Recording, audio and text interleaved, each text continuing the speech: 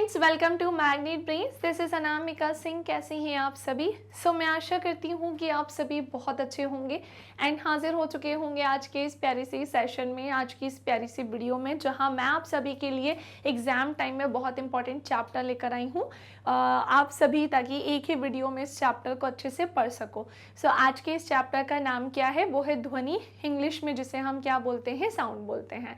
तो आज हम इसका कंप्लीट चैप्टर रिवीजन देखने वाले हैं। तो चलिए स्टार्ट करते हैं इस चैप्टर को। और इसे शुरू करने के पहले मैं थोड़ी सी इन्फॉर्मेशन आप सभी को देना चाहती हूँ। बहुत ध्यान से सुनिएगा बेटा। यदि आप क्लास 6 से लेकर 12th में किसी भी क्लास में हैं, magnet brains Hindi medium channel पर आप अपने सब्जेक्ट की क्लासेस अटेंड कर सकते हैं। किसी भी क्लास को देखने के लिए आपको कोई कोर्स बिल्कुल भी परचेस नहीं करना है और ना ही किसी भी तरह की कोई पेमेंट करनी है, क्योंकि मैग्नेट ब्रेन्स प्रोवाइड कराता है क्वालिटी एजुकेशन, वो भी बिल्कुल फ्री ऑफ कॉस्ट। इसी के साथ मैं आपको बताना चाहती हूँ कि हम 5 स्टेट बोर्ड कवर करते हैं, जैसे UP board, Bihar board, MP board, Rajasthan board, Delhi board.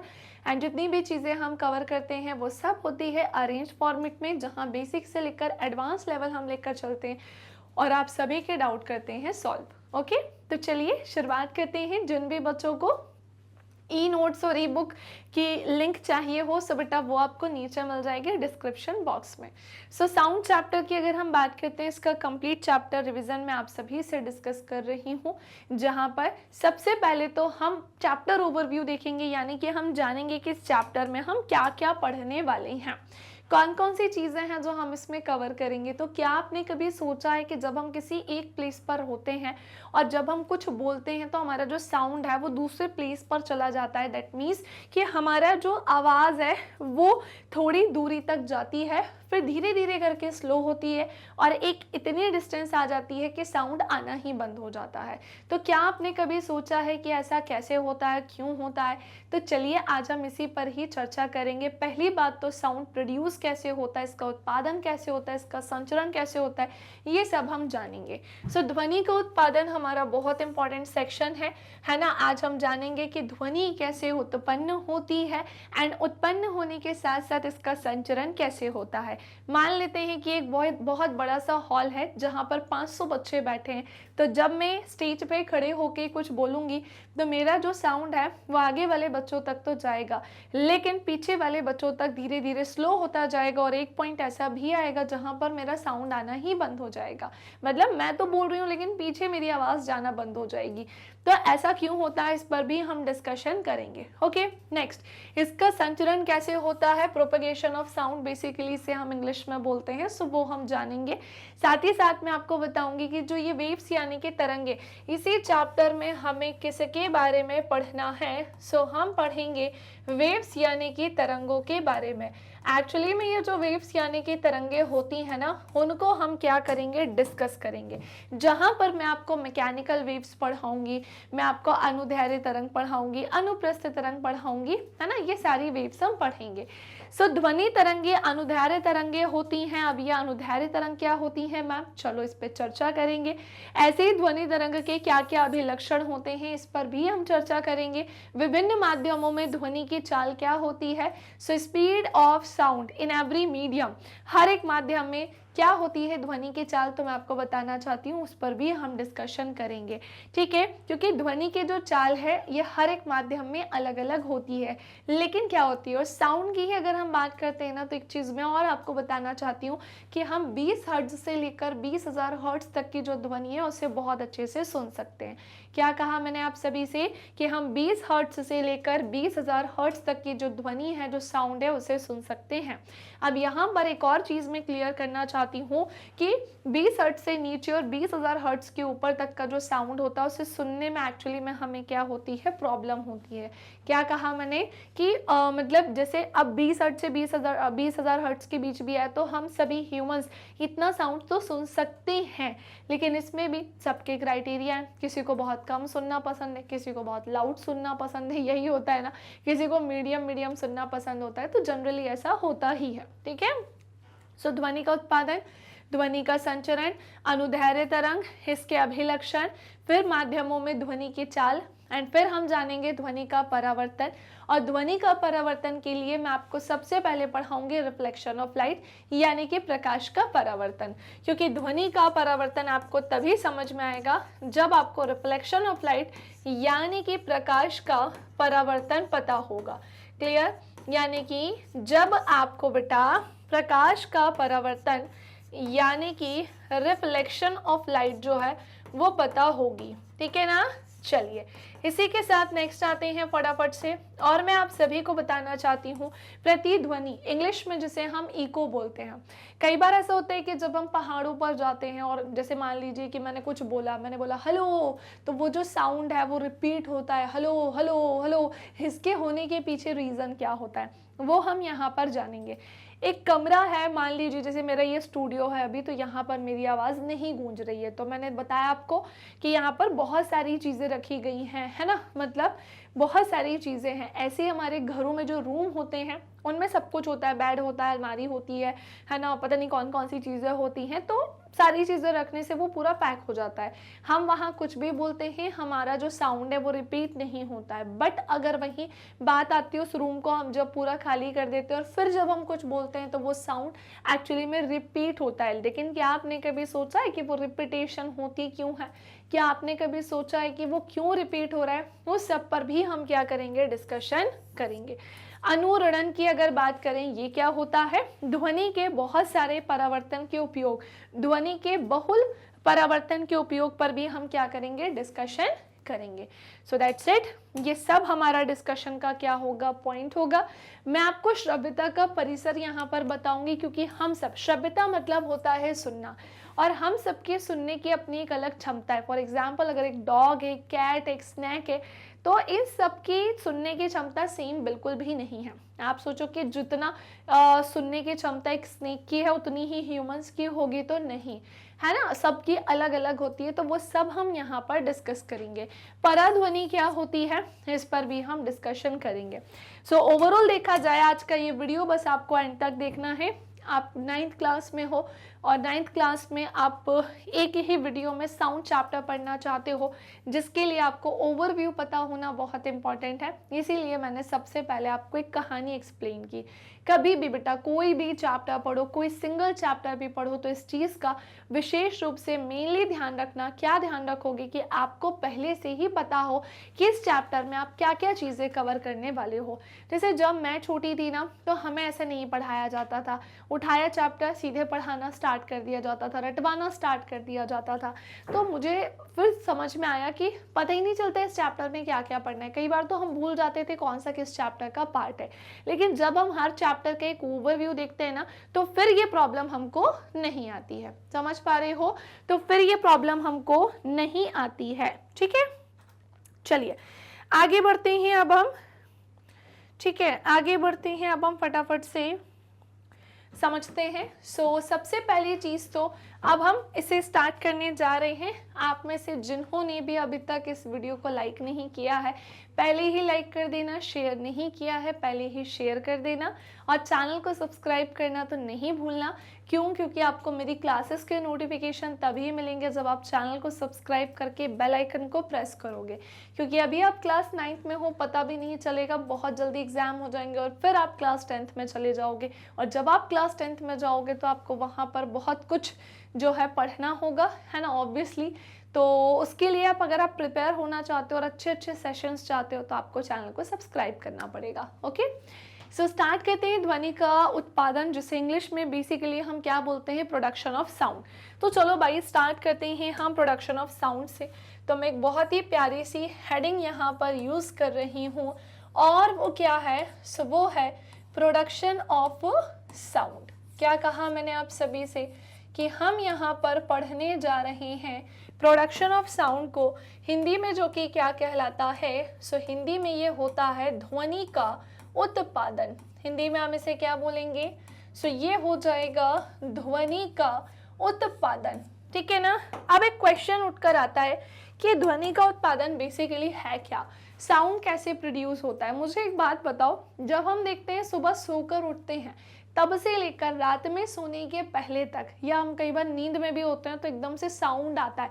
Sound तो कैसे भी आ सकता है भाई, बिल्कुल आ सकता है। कई बार हम सो रहे होते हैं, आधी रात को पता चलता है रात में, आधी रात में कहीं किसी के यहाँ लड़ाई हो रही है ना, कोई बहुत लाउड म्यूजिक सुन रहा है, कुछ भी हो जाता है। घर में ही पता चला 2 लोग दूसरे कमरे में जाके लड़ लिए, कुछ भी हो जाता है। तो जिसकी वजह से एक साउंड तो आता है और हम डिस्टर्ब हो जाते हैं। खैर मैं आपको यहाँ डिस्टर्ब होना नहीं, साउंड के बारे में बता रही हूँ कि सुबह से लेकर रात तक किसी भी चीज़ से साउंड आ सकता है। फॉर एग्जाम्पल अगर आप मुझसे भी पढ़ रहे हो तो मेरा खुद का साउंड तुम्हारे कानों तक आ रहा होगा, तुम्हारे आजू बाजू आसपास कोई होगा उसका भी साउंड तुम्हारे कानों तक आ रहा होगा, पक्षी उड़ रहे होंगे, हवा चल रही है, सारी चीज़ें यहाँ पर देखी जाती हैं। सो हम विभिन्न सोर्सेज, देखो भाई साउंड के कई सारे सोर्सेज होते हैं, और वो सोर्सेज क्या क्या हो सकते हैं, तो वो हो सकते हैं जैसे जैसे ह्यूमंस, हम खुद ही इसका एक सोर्स है। ह्यूमंस यानी मानव, हम खुद ही इसका एक सोर्स है। पक्षी, बर्ड्स, वो भी इसका सोर्स है। मशीन हो गए, व्हीकल्स हो गई, टीवी हो गया, रेडियो हो गया, हम इन सभी से क्या करते हैं, ध्वनि सुनते हैं। हम इन सभी से क्या करते हैं, ध्वनि सुनते हैं। और केवल यही नहीं, न जाने और कितने एग्जाम्पल्स हैं जिनसे हम क्या करते हैं, साउंड सुनते हैं। नेक्स्ट आते हैं ध्वनि एक्चुअली में है क्या। So very very very important भैया, साउंड जो है एनर्जी का ही क्या होता है, एक फॉर्म होता है। क्या कहा मैंने आप सभी से कि ये एनर्जी का ही क्या होता है, एक रूप होता है। अगर ये ऊर्जा का एक रूप नहीं होगा ना तो किसी भी चीज के सुनने में हमारी हेल्प नहीं कर पाएगा। जो हमारे कानों में सुनने की संवेदना उत्पन्न करता है, जिसकी वजह से हम सुन पाते हैं, है ना, सुन पाते हैं। सो वस्तुओं को कंपित करके, वाइब्रेट करके ध्वनि उत्पन्न की जाती है। अब आप कहेंगे मैम ये कौन सी बात हो गई कि इसको कंपन किया जाता है, वाइब्रेट किया जाता है। सो मेरी बात बहुत ध्यान से सुनिएगा। मान लेते हैं बेटा हम यहाँ पर कि यहाँ पर क्या है, एक बेल है ना, एक बेल वाला एग्जाम्पल मैं लेकर चल रही हूँ। तो हमने क्या देखा कि यहाँ पर क्या है, एक बेल है, ठीक है। और ये जो बेल है ना, ये जो बेल है, हमने क्या देखा कि यहाँ पर क्या है, एक बेल है, ठीक है। और कई बार ऐसा होता है कि मंदिर की जो घंटी है वो बजती है और उसका जो साउंड है वो एक डिस्टेंस तक आता है। जैसे हम मंदिर में, बिल्कुल मंदिर जहाँ घंटी बज रही वहीं खड़े हो तो एक ज़्यादा साउंड आएगा। जैसे जैसे डिस्टेंस बढ़ती जाती है तो साउंड धीरे धीरे करके क्या होता जाता है, स्लो होता जाता है। होता है कि नहीं, बिल्कुल होता है। सो इन सब के होने के पीछे रीज़न होता है। पहली बात तो ये साउंड प्रोड्यूस कैसे हुआ, है ना। तो साउंड प्रोड्यूस होने के लिए मैं आपको सबसे पहला पॉइंट तो बता दूं, मीडियम की रिक्वायरमेंट थी, है ना। किसकी जरूरत थी, सो भैया मीडियम की जरूरत थी। पहला पॉइंट तो ये हो गया, है ना। मीडियम बोले तो किसकी जरूरत थी, किसकी आवश्यकता थी, माध्यम की जरूरत थी, माध्यम की आवश्यकता थी। और माध्यम में एयर के क्या होते हैं, माध्यम क्या हो सकता है, तो माध्यम हो सकता है जैसे एयर हो गया, यानी वायु हो गया। और एयर के क्या है, छोटे छोटे बहुत सारे पार्टिकल्स हैं, है ना। एयर के क्या है, एयर में क्या होते हैं, छोटे छोटे बहुत सारे पार्टिकल्स होते हैं। एक्चुअली में जैसे जैसे डिस्टेंस बढ़ती जाती है ना, इन पार्टिकल्स के बीच में भी क्या आती जाती है, डिस्टेंस आती जाती है। क्या कहा है मैंने कि इन पार्टिकल्स के बीच में भी फिर क्या आ जाती है, डिस्टेंस आ जाती है। बिल्कुल ऐसा होता ही है कि इन पार्टिकल्स के बीच में भी क्या देखने को मिलती है, हमको डिस्टेंस देखने को मिलती है। सो हमने जाना कि जैसे ही इस बेल को बजाएंगे तो एक्चुअली में इसके बजाने से जो एयर के पार्टिकल्स है उनमें क्या स्टार्ट हो जाएगा, वाइब्रेशन स्टार्ट हो जाएगा। क्लियर, उनमें क्या स्टार्ट हो जाएगा, कंपन, यानी कि वाइब्रेशन स्टार्ट हो जाएगा। और ये जो वाइब्रेशन है, ये पार्टिकल्स एक दूसरे को क्या करेंगे, इस तरह से वाइब्रेट करने का काम करेंगे। और जैसे जैसे डिस्टेंस जो है वो बढ़ती जाएगी, ये पार्टिकल्स के बीच का वाइब्रेशन भी धीरे धीरे करके क्या होगा, कम होता जाएगा। तो जो साउंड है वो भी स्लो होता जाता है। तो साउंड प्रोड्यूस ही कैसा होता है, वाइब्रेशन की हेल्प से, कंपन की सहायता से। जो कंपन बेसिकली क्या है, जहां पार्टिकल्स इधर उधर क्या करते हैं, मूव करते हैं, है ना। तो जो इस बेल के पास वाले पार्टिकल्स होंगे ज्यादा तेजी से मूव करेंगे, वाइब्रेट होंगे फिर, और जैसे जैसे डिस्टेंस बढ़ती जाएगी तो उनके बीच का वाइब्रेशन लेवल भी कम होता जाएगा, क्योंकि पार्टिकल्स के बीच में डिफरेंस कैसा आ जाएगा, ज्यादा आ जाएगा। पॉइंट क्लियर हो गया ना। आपको याद है मैंने आपको ग्रेविटेशन पढ़ाया था, ग्रेविटेशन में ग्रेविटेशनल फील्ड होती है एक, जैसे हम सभी एक ग्रेविटेशनल फील्ड में है यानी गुरुत्वाकर्षण क्षेत्र में है, तो जहाँ एक दूसरे को जब अट्रैक्ट करता है, आकर्षित करता है ना, मतलब जहाँ पर एक ऑब्जेक्ट दूसरे ऑब्जेक्ट को अट्रैक्ट करता है वो ग्रेविटेशनल फील्ड में ही करता है। गुरुत्वाकर्षण नहीं होगा तो वहां गुरुत्वाकर्षण बल ही काम नहीं करेगा। सो इसी तरह से वाइब्रेशन तब होता है जब इनके बीच में पार्टिकल्स जो हैं वो पास पास होते हैं। जैसे जैसे पार्टिकल्स के बीच में डिफरेंस आता है इनमें भी आ जाता है। ठीक है, पॉइंट क्लियर, सबको सब समझ में आ गया। सो साउंड के प्रोड्यूस होने में किसकी इंपॉर्टेंस होती है, तो वो होती है किसकी, मीडियम की। और मीडियम की में क्या पाए जाते हैं, पार्टिकल्स पाए जाते हैं। एयर एक एग्जांपल हो गया जिनमें पार्टिकल्स है और ये वाइब्रेट करेंगे। सो वस्तुओं को कंपित करके, क्या कहा मैंने कि जितनी भी वस्तुएं हैं उनको वाइब्रेट करके, कंपित करके ध्वनि जो है उसे उत्पन्न किया जा सकता है। और कंपन का मतलब क्या होता है, किसी वस्तु का तेजी से बार बार इधर उधर मूव करना यानी कि गति करना। कंपन वाइब्रेशन का मीनिंग क्या होता है, जहां पर वस्तु तेजी से इधर उधर क्या करे, मूव करे, गति करे। मनुष्य में वाक ध्वनि, उनके वाक तंतु जो होते हैं यानी उनकी जो वोकल कॉर्ड्स होती हैं, इसके कंपित होने के कारण उत्पन्न होते हैं। क्योंकि अगर हमारे पास वोकल कॉर्ड्स नहीं होंगी ना, देखो आप अपने हाथ को ऐसे लो और यहाँ पर रखो, आप देख पाओगे कि यहाँ पर हमारे वोकल कॉर्ड्स होते हैं और यहाँ पर एक साउंड प्रोड्यूस होने के लिए वाइब्रेशन हो रहा है। आप यहाँ रखोगे ना तो इतना फील नहीं होगा, इवन अगर आप इसे अपने स्टमक पे रखोगे तो भी आपको फील नहीं होगा। लेकिन जैसे ही आप इसको यहाँ पर रखते हो तो आप प्रॉपर इसे क्या कर पाओगे, फील कर पाओगे, है ना। तो हमने जैसे यहाँ करा तो हमने देखा साउंड ऐसा प्रोड्यूस तो हो रहा है, जैसे मैं बोल रही हूँ तो मैं समझ पा रही हूँ कि यहीं से साउंड प्रोड्यूस हो रहा है। इवन यहाँ पर क्या हो रहा है, वाइब्रेशन भी हो रहा है ना।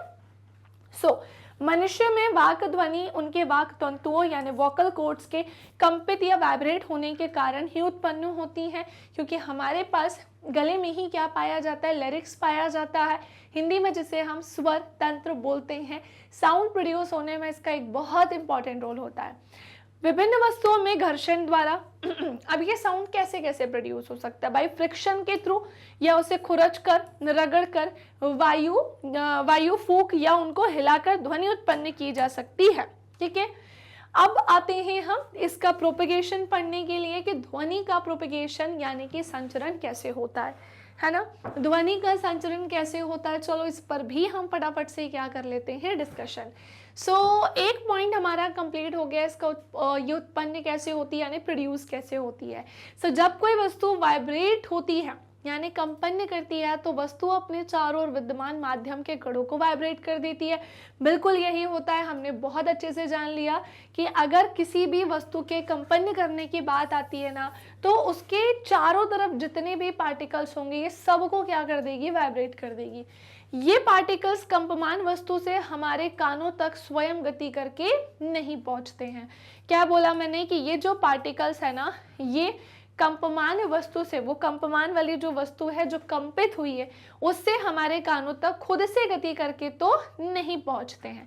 सबसे पहले कंपमान वस्तु के संपर्क में रहने वाले माध्यम के कण अपनी संतुलित अवस्था में विस्थापित होते हैं और ये अपने समीप के कणों पर एक फोर्स देते हैं, बल देते हैं, जिसके फलस्वरूप निकटवर्ती या पास वाला कण अपने विराम अवस्था से विस्थापित हो जाता है। एक को फोर्स देगा, दूसरा तीसरे को देगा, तीसरा चौथे को देगा, ऐसे करके इनको फोर्स किया जाता है और फिर ये इजीली क्या करते हैं, मूव करने का काम करते हैं।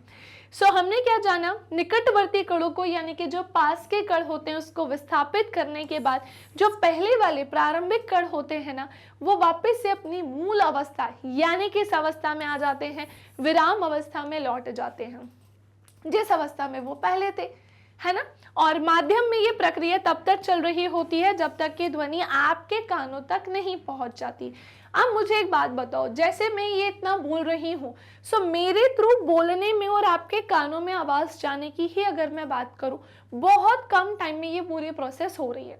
तो मैं जब बोल रही हूँ ना तो पूरी प्रोसेस हो रही है, आपके कानों में साउंड जा रहा है, पार्टिकल्स हेल्प कर रहे हैं, है ना, पार्टिकल्स हेल्प कर रहे हैं। जैसे मान लो आप मेरे सामने खड़े हो, पार्टिकल्स क्या कर रहे हैं, हेल्प। लेकिन यहाँ जैसे मैं ये कुछ बोला, वाइब्रेशन हुआ और फिर पार्टिकल्स जो है वाइब्रेट होते होते आपके कानों तक पहुंचे, फिर जो पहले वाले पार्टिकल जो वाइब्रेट हुए थे ना वो रेस्ट में आ जाएंगे। विराम अवस्था। या तो आप लगातार बोल रहे होगे तो फिर ये चीज चल रही होगी, लेकिन आप एक बार बोल के चुप हो गए तो वो पहले वाले पार्टिकल्स अपनी मूल अवस्था में आ जाएंगे, ये यहाँ पर समझाया जा रहा है। अगर ऐसा नहीं हो तो भाई इंसान की तो आवाज बार बार रिपीट होगी, है ना, यही होगा फिर तो। सो निकटवर्ती कणों को विस्थापित करने के पश्चात जो पहले वाले कण है वो अपनी मूल अवस्था में वापस लौट आते हैं। माध्यम में ये प्रक्रिया तब तक चलती रहती है जब तक कि ध्वनि आपके कानों तक नहीं पहुंच जाती है। माध्यम में ध्वनि के द्वारा उत्पन्न विक्षोभ, बेसिकली विक्षोभ को हम पता है क्या बोलते हैं, हलचल बोलते हैं, या फिर ये आप डिस्टरबेंस भी बोल सकते हैं। सो माध्यम में ध्वनि के द्वारा उत्पन्न विक्षोभ माध्यम से होता हुआ संचरित होता है। ध्वनि का सोर्स माध्यम में एक विक्षोभ उत्पन्न करता है जो कि माध्यम में से संचरित होता है। माध्यम के कण आगे की ओर गति नहीं करते हैं, परंतु विक्षोभ आगे की ओर क्या करते हैं, गति करते हैं, जिससे ध्वनि का माध्यम में संचरण होता है। किसमें, मीडियम में क्या होता है, ये संचरण इसका होता है। ठीक है, चलो, ध्वनि के संचरण के लिए माध्यम की आवश्यकता होती है और इन्हीं को क्या कहा जाता है, यांत्रिक तरंगे कहा जाता है। मैं आप सभी को बताना चाहती हूँ कि ये जो मैकेनिकल वेव्स होती हैं, साउंड एक्चुअली में मैकेनिकल वेव्स का ही क्या है, एग्जाम्पल है। साउंड किसका एग्जाम्पल है, मैकेनिकल वेव्स। एक्चुअली में जो वेव्स होती है ना, सुनो, एक्चुअली में जो वेव्स यानी कि तरंगे होती हैं, यहाँ पर मैं एक हेडिंग डाल रही हूँ और वो हेडिंग क्या है, तरंगे। इंग्लिश में जिसे हम क्या बोलते हैं, सो इंग्लिश में ये कहलाती हैं वेव्स। ठीक है ना, इंग्लिश में क्या कहलाती हैं, वेव्स। सो ये जो तरंगे यानी कि जो वेव्स होती हैं, ये दो तरह की होती हैं। एक कौन सी होती हैं, सो वो होती हैं मैकेनिकल वेव्स यानी कि यांत्रिक तरंग। ठीक है, कौन सी तरंग, मैकेनिकल वेव्स यानी कि यांत्रिक तरंग। और एक होती है इलेक्ट्रोमैग्नेटिक वेव्स यानी कि विद्युत चुंबकीय तरंग, है ना, विद्युत चुंबकीय तरंग होती हैं। ठीक है, तो ये दो तरीके की होती हैं। ठीक है, इलेक्ट्रोमैग्नेटिक वेव्स और ये एक मैकेनिकल वेव्स होती हैं। अब मेरी बात ध्यान से सुनो, ये जो मैकेनिकल वेव्स है ना, ये इसके बारे में बात करें तो ये दो तरीके की होती है। एक तो होती है अनुदैर्घ्य तरंग, ठीक है, अनुदैर्घ्य तरंग, और दूसरी होती है अनुप्रस्थ तरंग। एक होती है अनुदैर्घ्य तरंग, यहाँ लिखा नहीं होगा कहीं पे, और एक क्या होती है बेटा, अनुप्रस्थ तरंग होती है। अब जैसे कभी पूछेंगे ना कि जो साउंड है वो कौन सी वेव होती है, सो ऑब्वियसली आप क्या बोलेंगे कि साउंड यानी कि जो ध्वनि है वो एक क्या होती है, अनुदैर्घ्य तरंग होती है। सो एक छोटू सा मैंने आपको जो फ्लो चार्ट है वो बनाकर बताया कि ध्यान रखना कि मैकेनिकल वेव्स अलग है, इलेक्ट्रोमैग्नेटिक वेव्स यानी विद्युत चुंबकीय तरंगें अलग होती हैं, जहां पर अगर हम अनुदैर्घ्य या अनुप्रस्थ पढ़ते हैं तो वो मैकेनिकल वेव्स में काउंट होती हैं। जो कि साउंड क्या है, मैकेनिकल वेव्स बोल दो या फिर अनुदैर्घ्य तरंग बोल दो। ठीक है, चलिए भाई, तरंग गति की बात करें, ऊर्जा का एक स्थान से दूसरे स्थान पर स्थानांतरण, है ना, का एक प्रारूप जो है और सामान्यतः वायु के द्वारा ही इसे क्या किया जाता है, संचरित किया जाता है ना। और अब आते हैं हम तरंग के प्रकार पढ़ने के लिए। यहाँ डायरेक्ट ही बता दिया गया है अनुदैर्घ्य तरंग को और अनुप्रस्थ को। आप डायरेक्ट भी पढ़ सकते हो, बट मैंने उसे और अच्छे से एक्सप्लेन कर दिया है कि आप ध्यान रखना मैकेनिकल और किसके बारे में, तो साथ में आप इलेक्ट्रोमैग्नेटिक के बारे में। ठीक है, तो आपकी क्लास 9 की एनसीईआरटी में तो डायरेक्टली 2 को डिस्कस किया है, तो सीधे उसी पर भी आ जाते हैं फिर हम। तो स्टार्ट करते हैं लॉन्गिट्यूडिनल वेव्स की तरफ, है ना, जिसे हम एक्चुअली में क्या बोलते हैं, अनुदैर्घ्य तरंग, है ना। देखो, एक तरंग ऐसी होती है जहां पर आपको कंप्रेशन और रेयरफेक्शन मिलेगा, जिसे हम हिंदी में क्या बोलते हैं, संपीड़न और विरलन। और एक कंडीशन ऐसी भी मिलेगी जहां पर आपको क्या मिलने वाला है, स्ट्रिंग और गर्त मिलेगा। सो ये आपको अनुदैर्घ्य और अनुप्रस्थ तरंगों में मिलेगा। मैं आपको एक एग्जांपल देती हूँ स्लिंकी या फिर स्प्रिंग का। हमने एक साइड स्प्रिंग को पकड़ा है और उसे ऐसे खींचा, तो जब हम उसे ऐसे खींचते हैं ना, तो कुछ सेक्शन पता है उसका कैसा होगा, कुछ सेक्शन उसका ऐसा होगा बिल्कुल पास पास, और कुछ ऐसा फैला होगा, कुछ पास पास, कुछ ऐसा क्या होगा, फैला होगा। ठीक है ना।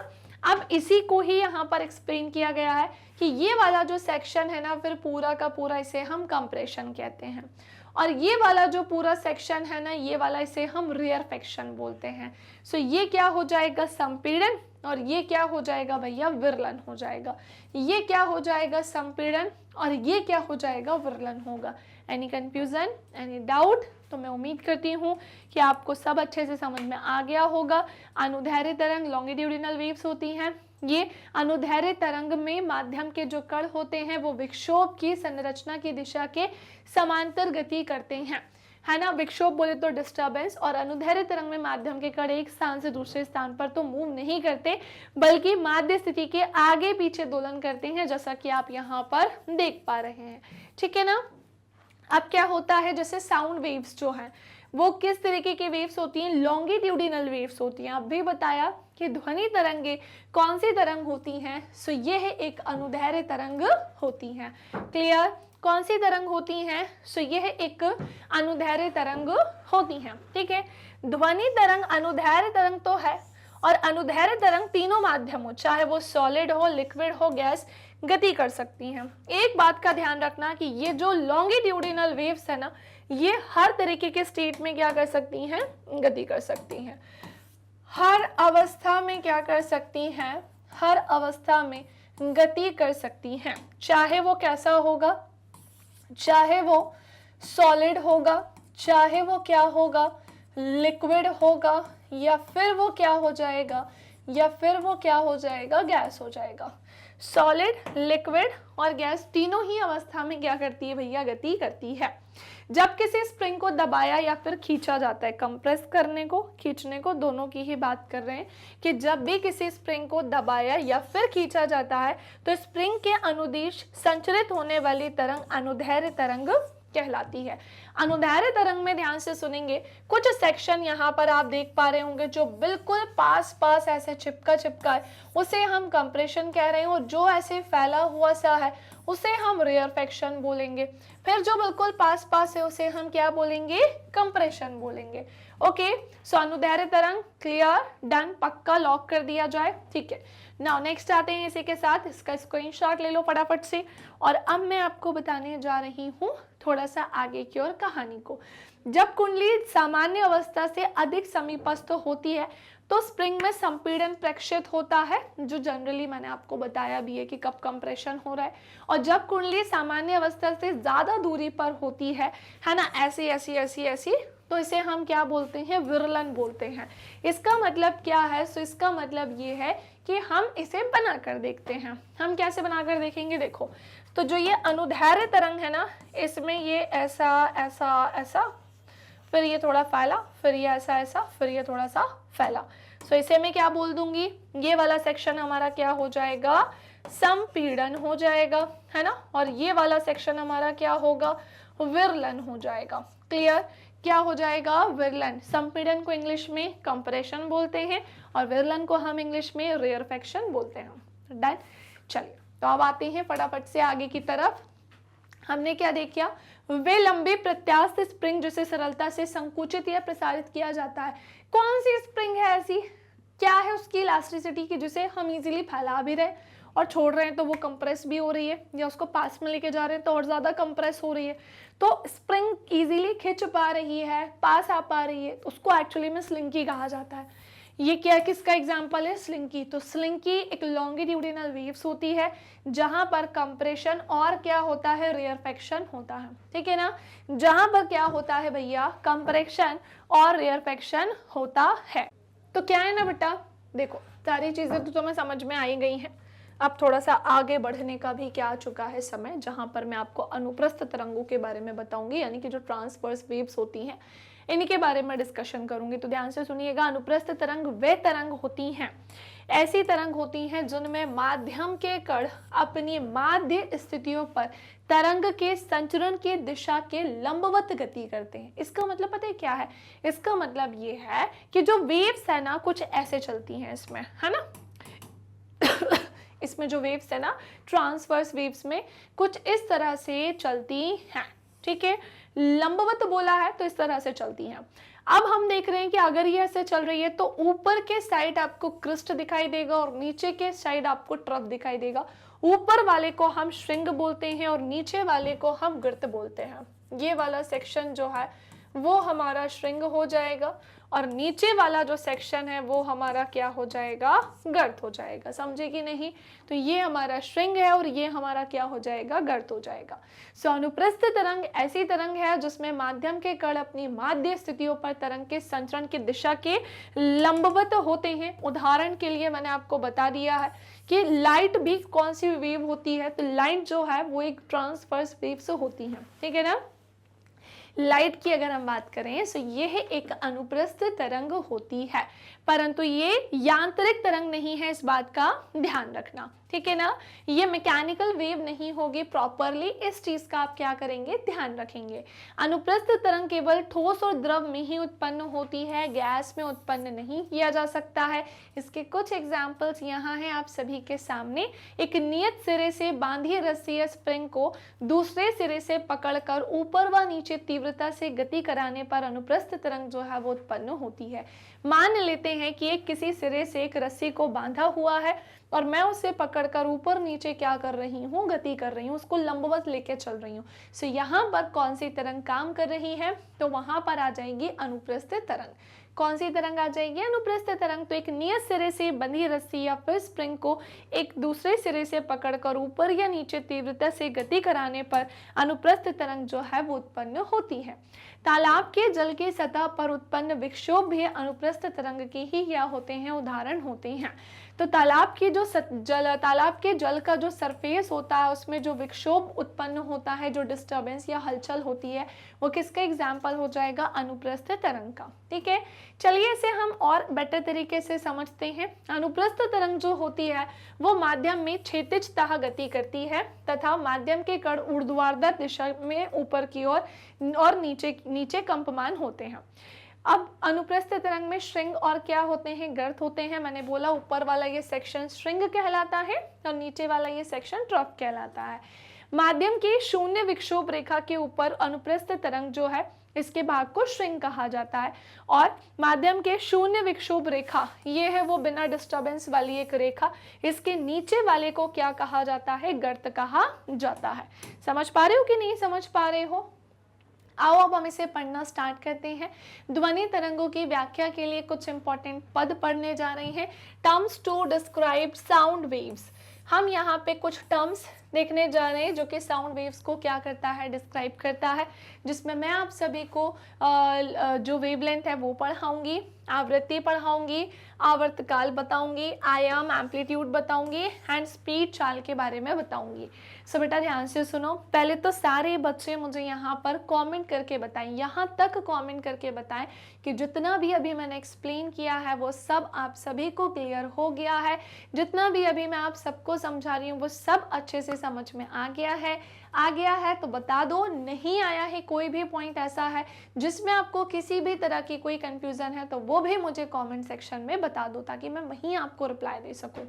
सो ध्वनि तरंगों की व्याख्या के लिए कुछ इंपॉर्टेंट टर्म्स है। फॉर एग्जाम्पल हम यहाँ जानेंगे वेवलेंथ के बारे में, एम्पलीट्यूड, आयाम, फ्रीक्वेंसी क्या होती है, ये सब इसी से ही क्या है, रिलेटेड है। सो ध्यान से सुनिएगा, बहुत ही ज़्यादा ध्यान से सुनिएगा। पहली बात तो कौन सी चीज़ क्या होती है, सो आपको पता है कि अगर ये लंबवत चल रही है सो ये वाला सेक्शन क्या हो जाएगा, क्रिस्ट कहलाएगा और ये वाला सेक्शन क्या कहलाता है, ट्रफ कहलाता है। इसी के साथ मैं आप सबको बताना चाहती हूँ कि इस वाले पूरे पार्ट को हम क्या बोलते हैं, एम्पलीट्यूड, और यहाँ से यहाँ तक दो ट्रफ के बीच के डिस्टेंस या फिर दो क्रिस्ट के बीच की जो डिस्टेंस होती है उसको हम क्या बोलते हैं, वेवलेंथ बोलते हैं। ये क्या कहलाती है, तरंग दैर्घ्य कहलाती है। ओके, सो ये थोड़ी सी कहानी जो मुझे आपको अभी मैंने केवल इसमें बताई है, अब मैं 1 बाय 1 करके इसके थ्रू आपको समझाती हूँ कि भैया ये वेवलेंथ यानी कि तरंग दैर्घ्य क्या होती है। तो सिंपली अगर मैं आपको बताऊँ ना, सरल साधारण भाषा में दो श्रृंगों के बीच की दूरी या फिर दो गर्तों के बीच की दूरी को ही हम क्या कहते हैं, सो यही क्या कहलाता है भैया, तरंग दैर्घ्य यानी कि वेवलेंथ कहलाता है। ठीक है, इसी को ही हम क्या कहते हैं, तरंग दैर्घ्य यानी कि वेवलेंथ कहते हैं। सो हमने देखा दो क्रमागत संपीड़नों तथा दो क्रमागत विरलनों के बीच की दूरी ही क्या कहलाती है, वेवलेंथ यानी कि तरंग दैर्घ्य कहलाती है। ठीक है, चलो, अर्थात तरंग दैर्घ्य तरंग द्वारा तय की गई सबसे कम दूरी होती है। अब पता है क्या होती है, जो वेवलेंथ है, पूरी वेवलेंथ जो है वो ऐसे चल रही है ना, तरंग दैर्घ्य जो है, मतलब वेवलेंथ कह रहे हैं, वेव्स जो है वो पूरी इस तरह से, इस प्रकार से चल रही हैं। अब जो वेवलेंथ है ना वो कम दूरी, न्यूनतम दूरी होगी, है ना, क्योंकि दो श्रृंगों और दो गर्तों के बीच की दूरी है। तो हमने जाना कि तरंग दैर्घ्य तरंग के द्वारा तय की गई न्यूनतम दूरी होती है, जिसमें ध्वनि तरंग की पुनरावृत्ति यानी कि क्या होती है, रिपीटेशन होती है। तरंग दैर्घ्य को ग्रीक अक्षर में, आपको पता है इसे लैम्डा से डिनोट करते हैं, कुछ इस प्रकार से लिखा जाता है इसे, है ना, इसे कुछ इस तरह से लिखा जाता है। और इसी के साथ इसका एसआई मात्रक मैं आपको बताना चाहती हूँ कि वेवलेंथ का जो एसआई मात्रक है वो एक्चुअली में क्या होता है, मीटर होता है। क्या होता है, मीटर होता है। सो अब कभी जैसे कई बार ऐसा होता है कि हमारे एग्जाम में अति लघु उत्तरीय क्वेश्चन आ जाते हैं, हमारे एग्जाम में दीर्घ उत्तरीय क्वेश्चन आ जाते हैं, हमसे पूछ लिया जाता है कि भाई वेवलेंथ क्या है, तो हम कम और सरल शब्दों में लिख सकते हैं, दो श्रृंगों और दो गर्तों के बीच की दूरी को ही वेवलेंथ तरंग दैर्घ्य कहा जाता है। ठीक है, और आप बता सकते हैं कि इसे ग्रीक वर्ड लेम्डा से क्या किया जाता है, रिप्रेजेंट किया जाता है, प्रदर्शित किया जाता है, और इसकी एसआई यूनिट क्या होती है, मीटर। दैट्स इट, ये फिनिश। और अगर अपने एग्जाम में ये बनाकर आ सको, चलता हुआ तो नहीं, लेकिन अगर आप इसे ऐसे बना के आ सको, है ना, अगर आप इसे ऐसे बनाकर आ सको और वहां बता सको कि भैया यही क्या है, वेवलेंथ है, ठीक है ना, यही क्या है, वेवलेंथ है, तो बस इससे अच्छा तो फिर कुछ हो ही नहीं सकता है। सो ये था इसकी कहानी, है ना, इसका स्क्रीनशॉट आप सबने ले ही लिया होगा। नेक्स्ट आते हैं अब हम फ्रीक्वेंसी की तरफ, और अब हम जानते हैं किसको, फ्रीक्वेंसी को, और अब हम जानते हैं किसे, आवृत्ति को। अब हम जानते हैं किसे, आवृत्ति को। तो होता ये है, चलिए, तो अब हम जानते हैं कि एक्चुअली में होता क्या है। सो बहुत ध्यान से सुनिएगा बेटा। तो जो फ्रीक्वेंसी है ना, देखो होता क्या है कि एकांक समय में दोलनों की कुल संख्या ध्वनि तरंग की आवृत्ति कहलाती है। जो दोलन की कुल संख्या होती है ना, जैसे कि ये ऐसे ऐसे ऐसे ऐसे जो जा रहे हैं ना, इनकी जो कुल संख्या है एक्चुअली में इसी को ही हम क्या बोलते हैं, फ्रीक्वेंसी बोलते हैं। सो हमने जाना कि एकांक समय में संपीड़न या विरलनों की संख्या के द्वारा हम ध्वनि तरंग की आवृत्ति को ज्ञात कर सकते हैं। तरंग की आवृत्ति नियत होती है। सबसे पहली बात तो कि जो वेव्स की जो फ्रीक्वेंसी है ना वो कांस्टेंट होती है। देखो दो तरीके की होती है फ्रीक्वेंसी भी, एक होती है क्या, लो फ्रीक्वेंसी, और दूसरी क्या होती है, हाई फ्रीक्वेंसी। दोनों में डिफरेंस हुआ ना, दोनों में अंतर हुआ। जो लो फ्रीक्वेंसी है आप देख पा रहे होंगे, और जो हाई फ्रीक्वेंसी है आप दोनों में अंतर समझ पा रहे होंगे कि लो फ्रीक्वेंसी कुछ ऐसी चल रही है और जो हाई फ्रीक्वेंसी है ना वो कुछ इस तरह से चल रही है। ठीक है, दोनों में डिफरेंस है। तो हमने क्या जाना, तरंग की आवृत्ति जो है वो कांस्टेंट यानी नियत होती है, और अलग अलग पदार्थों से गुजरने पर भी आवृत्ति परिवर्तित नहीं होती है। इसे हम ग्रीक भाषा में इससे क्या करते हैं, डिनोट करते हैं, है ना, और इसे NU से भी क्या किया जाता है, प्रदर्शित किया जाता है। और इसका एसआई मात्रक क्या होता है, सो वो होता है हर्ट्ज। इसका एसआई मात्रक क्या होता है, सो वो होता है हर्ट्ज। ठीक है ना, चलिए, तो अब ध्यान रखना कि फ्रीक्वेंसी दो तरीके की होती है, आवृत्ति दो तरह की होती है। नेक्स्ट आते हैं अब हम टाइम पीरियड की तरफ। टाइम पीरियड जिसे हिंदी में हम क्या बोलते हैं, आवर्तकाल बोलते हैं। क्या होता है ये टाइम पीरियड यानी आवर्तकाल, तो किन्हीं दो निकटवर्ती संपीड़न या विरलनों को एक स्थिर बिंदु से गुजरने में जो समय लगता है वही उस वेग का क्या कहलाता है, टाइम पीरियड यानी कि आवर्तकाल कहलाता है। तो मैंने क्या बोला कि दो निकटवर्ती संपीड़न और विरलन को एक स्थिर बिंदु से गुजरने में जो टाइम लगता है, चाहे हम संपीड़न की बात कर लें, विरलन की बात करें, जो टाइम लग रहा है वही उसका क्या होगा, आवर्तकाल टाइम पीरियड होता है। दूसरे शब्दों में अगर हम जाने तो वाइब्रेट करने पर किसी कण के द्वारा एक कंपन पूरा करने में लिए गए समय को उस तरंग का आवर्तकाल यानी टाइम पीरियड कहते हैं, जिसे एक्चुअली में हम किससे प्रदर्शित करते हैं, कैपिटल T से प्रदर्शित करते हैं। और इसका एसआई मात्रक क्या होता है, सो इसका एसआई मात्रक होता है सेकेंड। क्या होता है इसका एसआई मात्रक, तो वो होता है सेकेंड। सो दो निकटवर्ती संपीड़न या फिर विरलन को एक स्थिर बिंदु से गुजरने में लगा समय ही उस तरंग का आवर्तकाल होता है, और दूसरे शब्दों में कंपन करने वाले किसी कण के द्वारा एक कंपन पूरा करने में जो समय लगता है वही तरंग का आवर्तकाल होता है। नेक्स्ट आते हैं आयाम, जिसे इंग्लिश में हम क्या बोलते हैं, एम्पलीट्यूड। देखो ये वाला सेक्शन ही क्या कहलाता है, एम्पलीट्यूड आयाम कहलाता है। इसी पूरे सेक्शन या फिर इसी पूरे पार्ट को हम क्या बोलते हैं, एम्पलीट्यूड आयाम बोलते हैं। तो किसी माध्यम में मूल स्थिति के दोनों ओर अधिकतम विक्षोभ की स्थिति को आयाम कहा जाता है, किसी भी तरंग का। ये जो एम्पलीट्यूड यानी कि जो आयाम है ना भैया, ये छोटा भी हो सकता है और ना ये बड़ा भी हो सकता है। क्या कहा है कि ये छोटा भी हो सकता है और ये बड़ा भी हो सकता है। तो किसी माध्यम में मूल स्थिति के दोनों ओर स्थित अधिकतम विक्षोभ की स्थिति को ही हम उस मैग्नेटिक वेव का आयाम कहते हैं और इसके द्वारा तरंग के आकार को बताया जाता है, यानी वेव का जो आकार है वो बताया जाता है और इसे हम कैपिटल ए से ही क्या करते हैं, प्रदर्शित करते हैं। और इसका एसआई मात्रक क्या होता है, एम्पलीट्यूड आयाम का एसआई मात्रक मीटर होता है। और किसी तरंग का आयाम कंपित वस्तु के द्वारा निर्मित तरंग के आयाम के तुल्य होता है।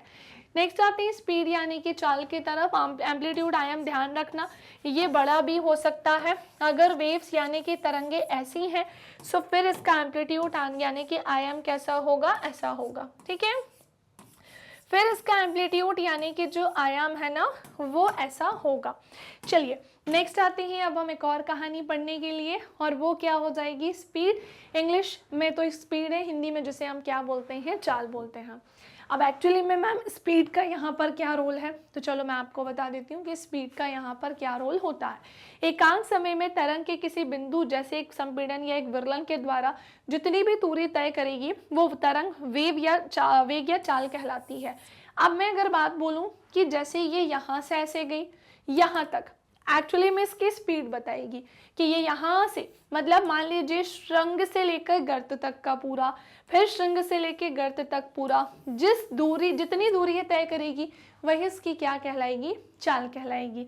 सो एकांक समय में देखो टाइम तो हो गई, क्योंकि स्पीड का फॉर्मूला ही क्या होता है, सो वो होता है डिस्टेंस अपॉन में टाइम। क्या होता है इसका फॉर्मूला, डिस्टेंस अपॉन में टाइम होता है ना। सो एकांक समय में तरंग के किसी बिंदु जैसे एक संपीड़न या फिर एक विरलन के द्वारा तय की गई दूरी को ही हम उस तरंग की का वेग या फिर कहते हैं चाल। ठीक है, समान भौतिक परिस्थितियों के अधीन सभी आवृत्तियों के लिए चाल नियत रहती है, यानी कि कैसी होती है भैया, कांस्टेंट होती है।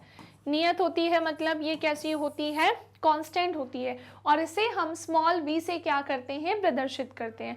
और इसका एसआई मात्रा क्या होता है, मीटर पर सेकेंड होता है। मीटर पर सेकेंड ही लिखना, मीटर पर सेकेंड स्क्वायर मत कर देना। और ये मीटर पर सेकेंड क्यों होता है, क्योंकि डिस्टेंस की यूनिट क्या होती है, मीटर। टाइम की यूनिट भी क्या होती है, तो टाइम की भी नहीं बोलना चाहिए, टाइम की यूनिट क्या होती है, सेकेंड। सो स्पीड की यूनिट क्या हो जाएगी, मीटर पर सेकेंड हो जाएगी। क्लियर, ये होती है इसकी कहानी कंप्लीट। सो फाइनली मैंने आपको जो ध्वनि तरंगे होती है ना, इनको समझने के लिए, साउंड वेव्स को समझने के लिए जितने भी इंपॉर्टेंट टर्म्स है ना वो बड़े ही अच्छे तरीके से क्या कर दिए हैं बेटा, एक्सप्लेन कर दिए हैं। वह अच्छे तरीके से क्या कर दिए हैं, एक्सप्लेन कर दिए हैं। नाउ अब हम आते हैं फटाफट से आगे की तरफ और हम इसके आगे की कहानी को समझते हैं। तो होता क्या है कि अब हमने तरंग दैर्घ्य जान ली है, आवृत्ति जान ली है, यानी wavelength, frequency, time period, amplitude, speed सब जान लिया हमने। ठीक है, चलो अब कुछ और चीजें समझें। आपको आपके बुक में मिलेगा ये सब, जैसे एक मिलेगा लाउडनेस, है ना। 3 चीज़ों को और समझाती हूँ। एक तो लाउडनेस हो जाएगी, तीव्रता और पिच को भी हम जानेंगे और सबसे लास्ट में क्वालिटी भी मैं आपको एक्सप्लेन करूँगी। ठीक है, तो सुनो, होता क्या है ना कि ये लाउडनेस बोले तो क्या, तो फर्स्ट ऑफ ऑल लाउडनेस और हम पिच को साथ में समझेंगे, है ना। लाउडनेस और जो पिच है ना इसे हम साथ में समझते हैं। सबसे पहली चीज़ कि सभी की पिच कैसी होती है, अलग अलग। पहले मैं ये समझाती हूँ, देन लाउडनेस पे आऊँगी क्योंकि उससे डायरेक्टली रिलेटेड है ये। तो पहली बात तो जो पिच होती है वो सबकी अलग अलग होती है, किसी की हाई किसी की लो होती है, और ये टोटली डिपेंड करता है मेल फीमेल पर। सो तारत्व ध्वनि का वह गुण है जिससे ध्वनि का मोटा या पतला होना क्या होता है, ज्ञात होता है। जैसे पुरुषों की आवाज की अपेक्षा स्त्रियों की आवाज कैसी होती है, पतली होती है, अर्थात उच्च तारत्व की होती है। तो एक्चुअली में जो हाई पिच है ना वो वुमेन्स का होता है ना, ध्यान रखना कि किनका होता है, वुमेन्स की होती है। मोटी ध्वनि को निम्न तारत्व की ध्वनि, पतली ध्वनि को उच्च तारत्व की ध्वनि कहा जाता है। ठीक है ना, उल्टा लिख दिया क्या, पुरुषों की आवाज की अपेक्षा स्त्रियों की आवाज कैसी होती है, पतली होती है, अर्थात उच्च तारत्व की होती है। गुड, है ना। और मोटी ध्वनि को निम्न तारत्व की ध्वनि और पतली ध्वनि को उच्च तारत्व की ध्वनि कहते हैं, क्योंकि एक्चुअली में लड़कियों की जो आवाज़ है वो पतली होती है, लेकिन उनकी जो पिच है वो कैसी होती है, हाई होती है। लड़कों की आवाज़ मोटी होती है, उनकी पिच कैसी होती है, लो होती है, ध्यान रखना। ध्वनि का तारत्व उसकी आवृत्ति पर निर्भर करता है, बिल्कुल सही बोला है। अगर हम साउंड की बात करते हैं, उसकी जो पिच है वो एक्चुअली में उसकी फ्रिक्वेंसी पर भी क्या करती है, डिपेंड करती है। अधिक तारत्व वाली ध्वनि की आवृत्ति अधिक होती है और कम तारत्व वाली ध्वनि की आवृत्ति कैसी होती है, कम होती है। और किसी ध्वनि के तारत्व की माप संभव बिल्कुल भी नहीं है। तो हमने जाना कि भाई पहली बात तो पिच हाई लो दोनों हो सकती है। लड़कियों की आवाज़ पतली है तो उनकी पिच कैसी कहलाएगी, हाई कहलाएगी। और लड़कों की आवाज़ मोटी भारी सी होती है तो उनकी पिच कैसी कहलाएगी, लो कहलाएगी, है ना। अब ये पिच समझा दिया है, अब आते हैं हम अपने मेन पॉइंट पे, और वो क्या है, लाउडनेस यानी कि प्रबलता। तो सुनो, प्रबलता ध्वनि का वह लक्षण है जिसके आधार पर कोई ध्वनि कान को धीमी या फिर तेज सुनाई पड़ती है। बिल्कुल सही, लाउडनेस ही तो बोल रहे हैं। कई बार हम देखते हैं कि किसी का साउंड बहुत ज़्यादा होता है, किसी का कम होता है।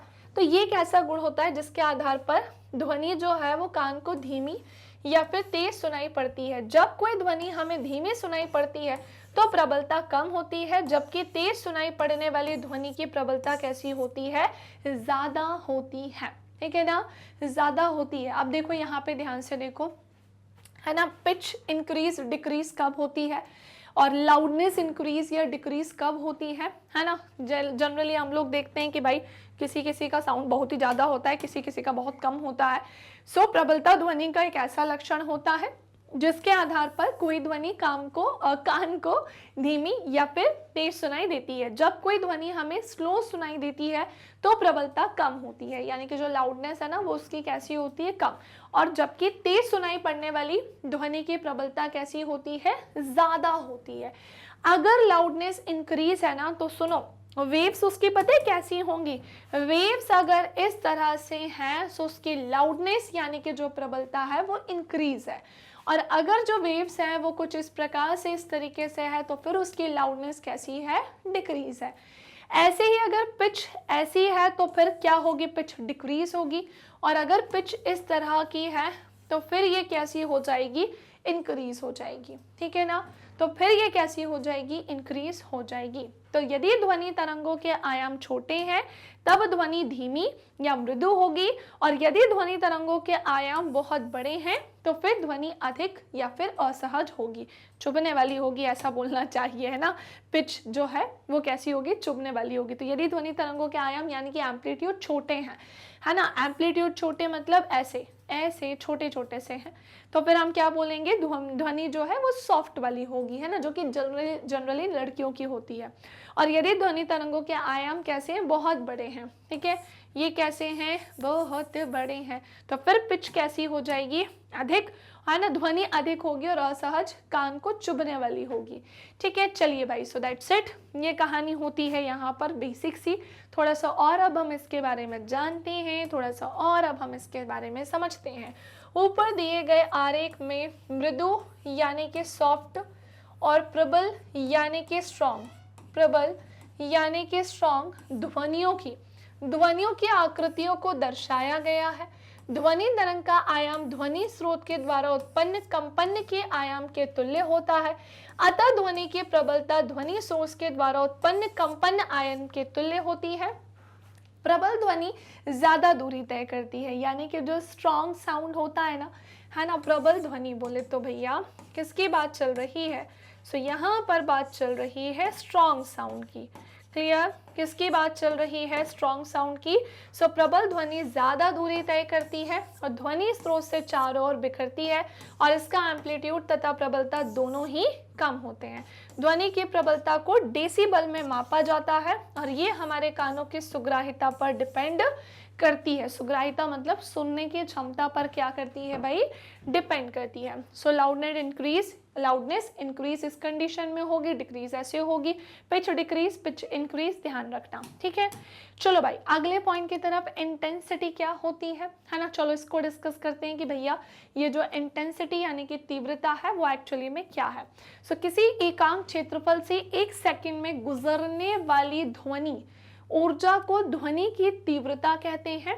प्रबलता तथा तीव्रता एक ही टर्म नहीं है।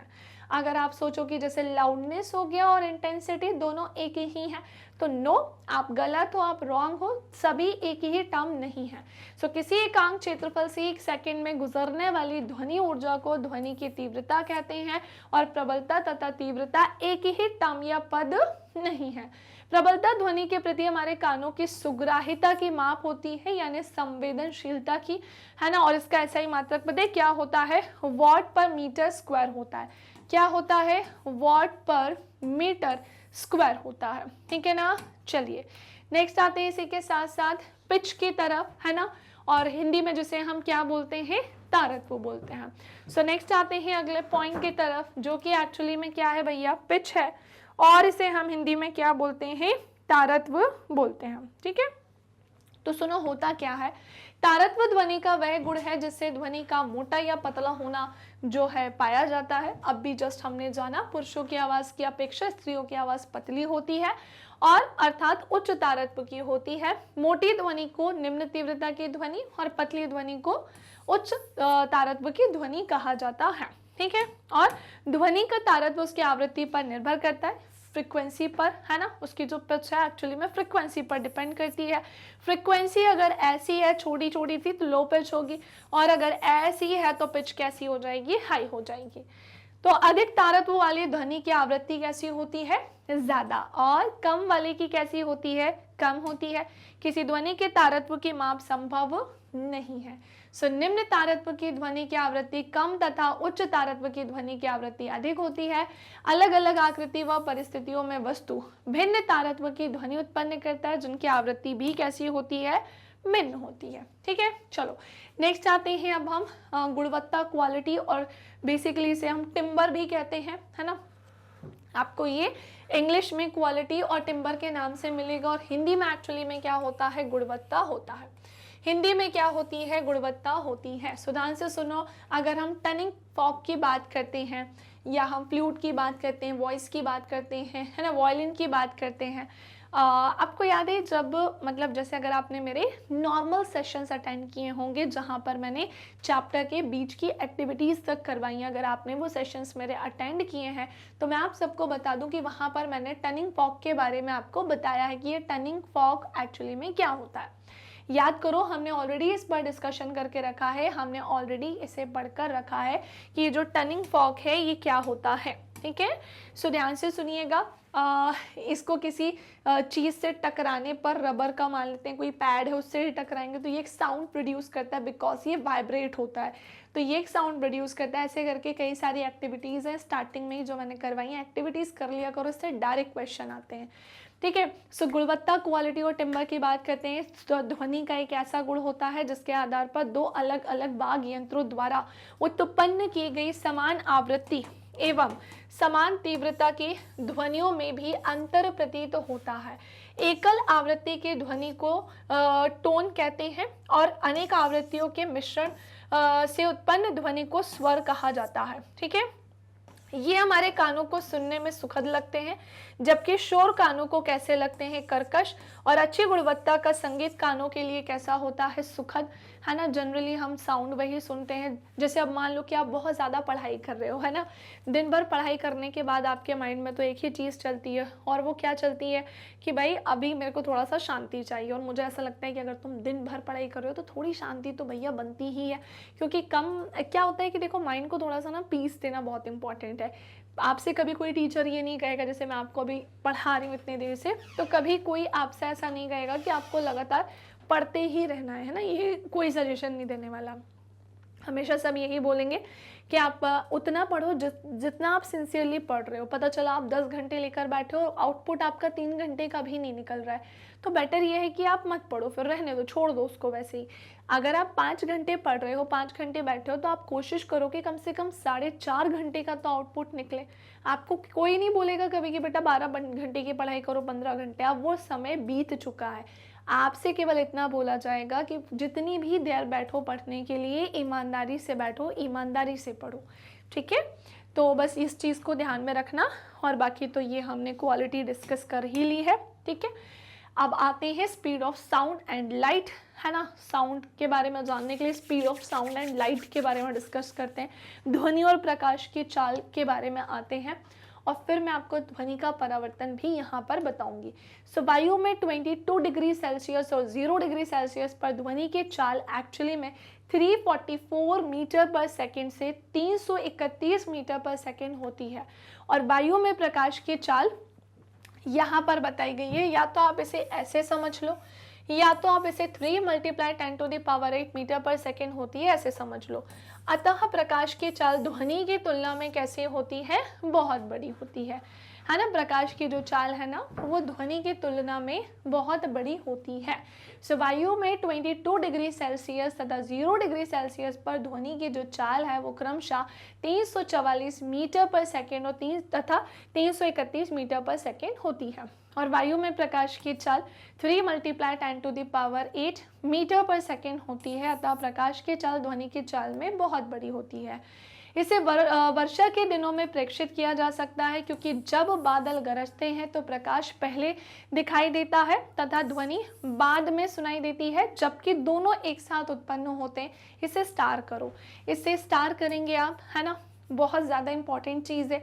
कई बार ऐसा होता है कि ये MCQs वाले पार्ट में क्वेश्चन बन जाता है ना। MCQs वाले पार्ट में जो क्वेश्चन है वो बन जाता है। तो पहली बात तो ध्वनि की चाल हमने देख ली, 344 मीटर पर सेकेंड, या कुछ जगह पर आपको 331 मीटर पर सेकेंड मिलेगा, एक्यूरेट कहीं नहीं मिलेगा। लेकिन प्रकाश की चाल जो होती है ना, प्रकाश की चाल वो 3 × 10⁸ मीटर पर सेकेंड होती है। तो प्रकाश की चाल ध्वनि की तुलना में तो बहुत बड़ी है ना, साउंड के कंपैरिजन में तो ये बहुत ज़्यादा बड़ी है।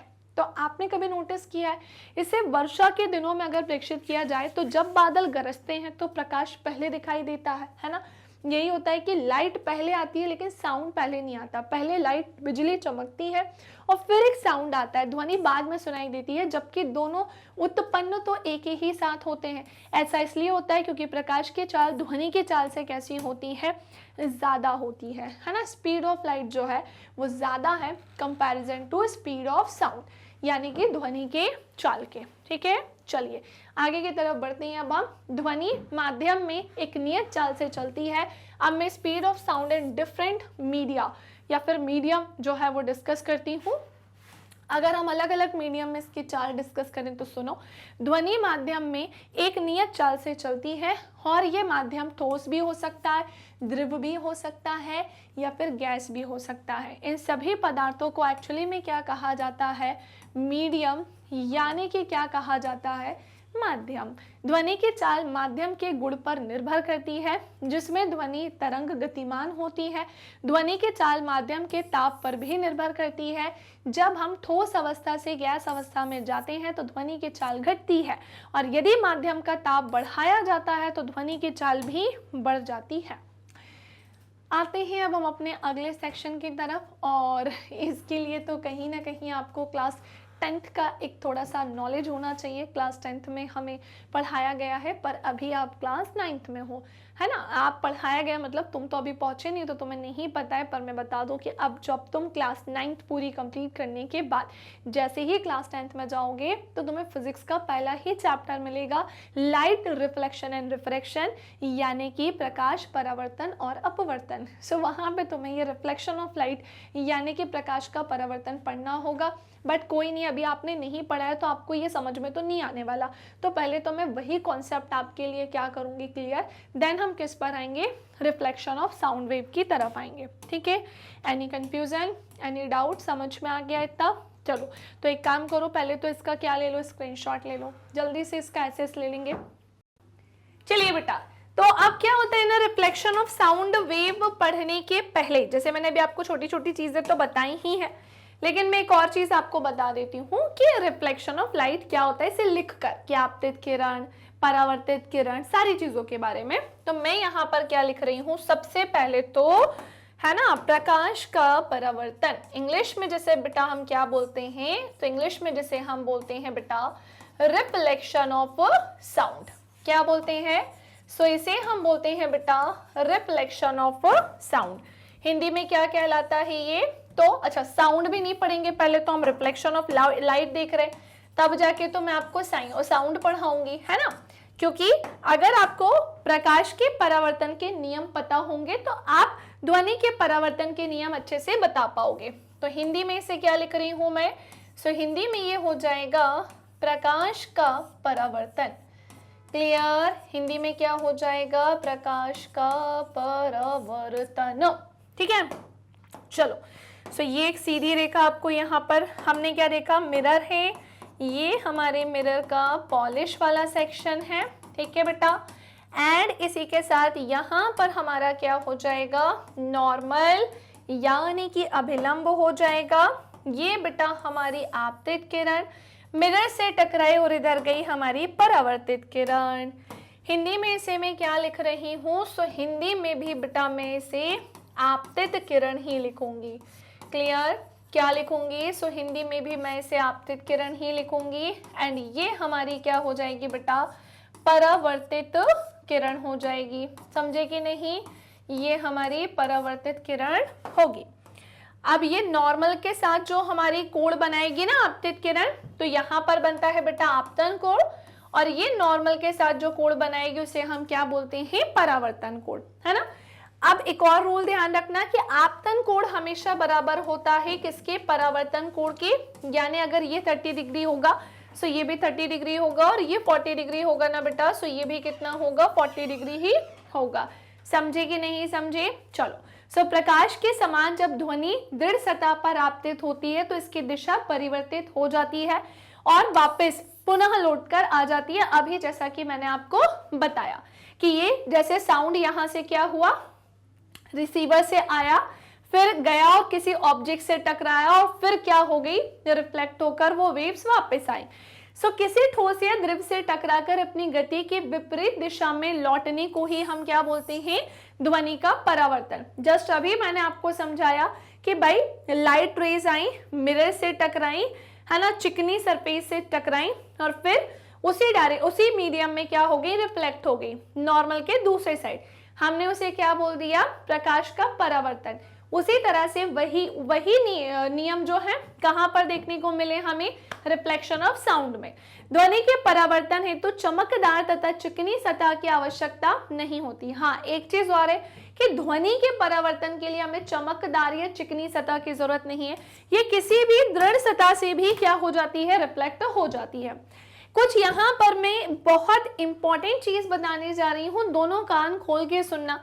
ध्वनि का परावर्तन भी प्रकाश के परावर्तन की तरह कुछ नियमों का अनुसरण करता है या उसे फॉलो करता है, उसका पालन करता है, और वो क्या है भाई, आपतित ध्वनि तरंग, परावर्तित ध्वनि तरंग तथा आपतन बिंदु पर अभिलंब तीनों एक ही तल में होते हैं। अच्छा, मैं तुम्हें एक छोटू सा एग्जाम्पल देती हूँ। ये अलार्म है, ये अलार्म नहीं है, ये तुम्हारी क्लॉक है, ठीक है ना, घड़ी है, और यहाँ तुम्हारे कान है। तुम कहोगे मुंडी कहीं दिख नहीं रही, कान है, मान लो कि ये तुम्हारे कान है। अब हमने क्या देखा भाई कि जैसे ही अलार्म जो है, घड़ी जो है बजेगी, है ना, ये एक साउंड प्रोड्यूस करेगी, तो ये जो साउंड है इससे होता हुआ इससे टकराएगा, और फिर जो है इससे होता हुआ कान तक पहुंच जाएगा। सो यहाँ पर सेम वही कॉन्सेप्ट तो फॉलो हो रहा है जो प्रकाश के परावर्तन में होता है, सेम वही कॉन्सेप्ट हमें ध्वनि के परावर्तन में भी देखने को मिल रहा है। सो आपतित ध्वनि तरंग, परावर्तित ध्वनि तरंग, ये आपतित ध्वनि तरंग है ना, ये परावर्तित ध्वनि तरंग है, और आपतन बिंदु पर अभिलंब यानी कि नॉर्मल यहाँ पर होगा, ये सब एक ही तल में होते हैं। सेम यही रूल मैंने प्रकाश के परावर्तन में तुम्हें पढ़ाया है। ध्वनि का आपतन कोण ध्वनि के परावर्तन कोण के तुल्य होता है, यानी कि जितना आपतन कोण होगा उतना ही ये क्या होगा, परावर्तन कोण होगा। अगर ये 30 डिग्री है बेटा तो ये भी कितना होगा, 30 डिग्री। इन केस ये 40 डिग्री है तो ये भी कितना होगा बेटा, 40 डिग्री। समझे? किसी को कोई कंफ्यूजन, कोई समस्या? चलो अब नेक्स्ट पॉइंट की तरफ आते हैं कि मैम हमें ना जानना है एक्चुअली में कि ये इको कब होता है।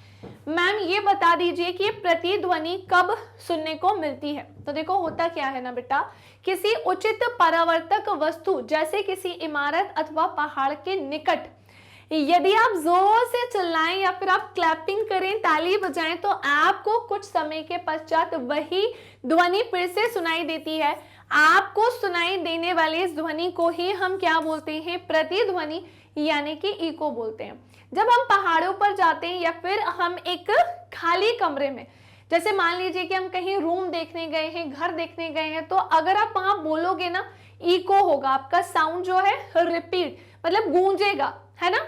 और हम जब पहाड़ों पे जाते हैं, हम कहते हैं जैसे चिल्ला के बोलते हैं राजू, तो फिर आवाज आती है राजू राजू राजू।